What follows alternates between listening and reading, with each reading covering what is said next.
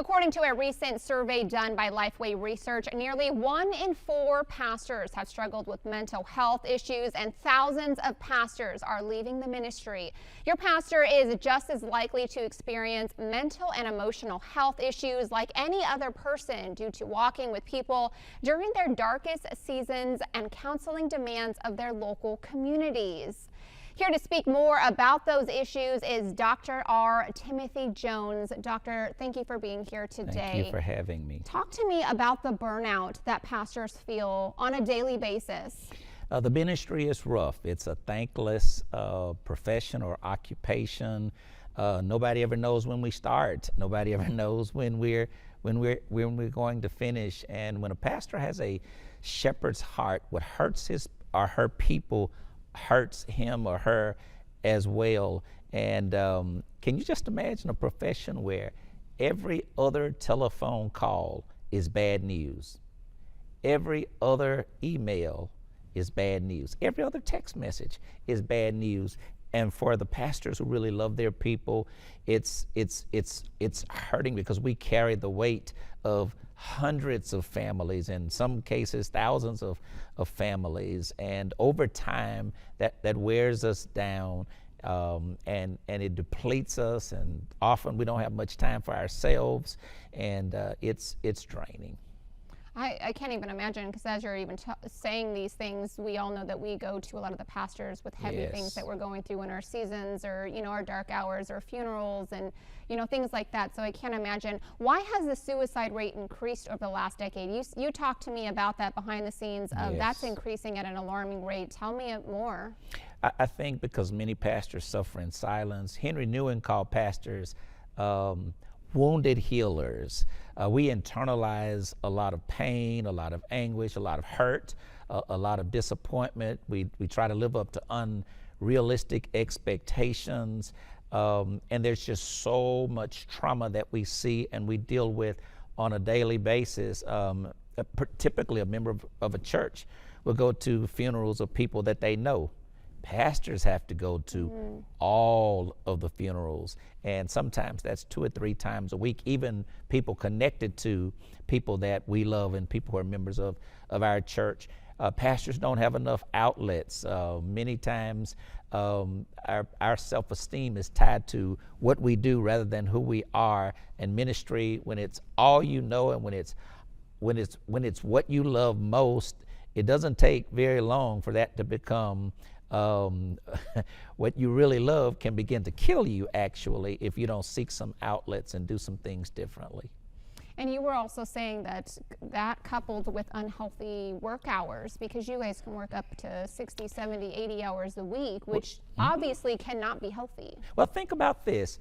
A good sermon takes about 25 to 30 hours of preparation, typically an hour per minute. So about 25 to 30 hours, and then if he does 30 to 35 hours in the church office, 10 or 12 hours in the field, that can sometimes be a 60 to 70 hour work week. When we're not off, when we're off.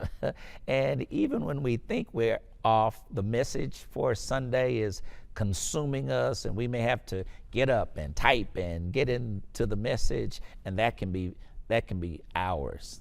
How did the pandemic specifically take a toll on pastors? Well, in many cases, typically we deal with 2 or 3 people sick at a time. But what do you do when hundreds of people are sick? What do you do when there's so many deaths, and you're trying to care for your own family, you're trying to care for your congregation, the mental toil, and so forth, the pandemic, we're not sure just how much and how deep that pain has been. And we'll see in years to come just how devastating that's been. But it was traumatic for everybody. And with pastors having to lead congregations, I mean, we went from preaching to hundreds and some perhaps thousands to preaching to a cameraman or preaching to just a media crew, and that for me was very emotional, and that was very tough. Thank you for sharing that.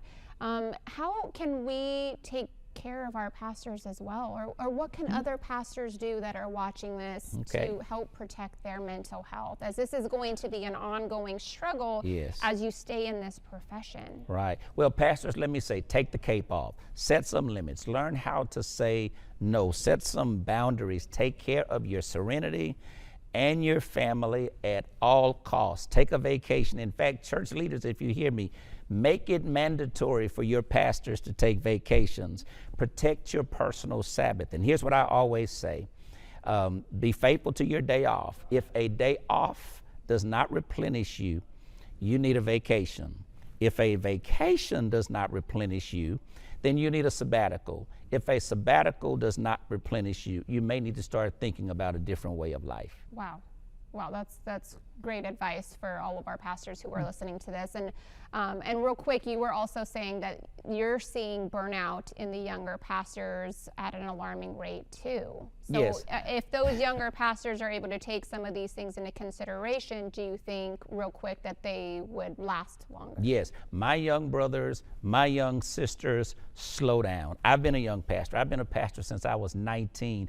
I took off running and realized one day that I had been running 20 years nonstop, and I had to take a break before I just came to pieces. So delegate more, take things off your plate that other people can do. Take your time. You have time. Here's my mantra: one day at a time, one thing at a time. One day at a time, one thing at a time. One day at a You time, heard Dr. one thing Jones at a say time. it, so let's try to incorporate some of that. Thank you so much for being here, Dr. Jones. I'm excited to be here. For telling us and giving us a little bit more advice for our pastors. Thank you for having us.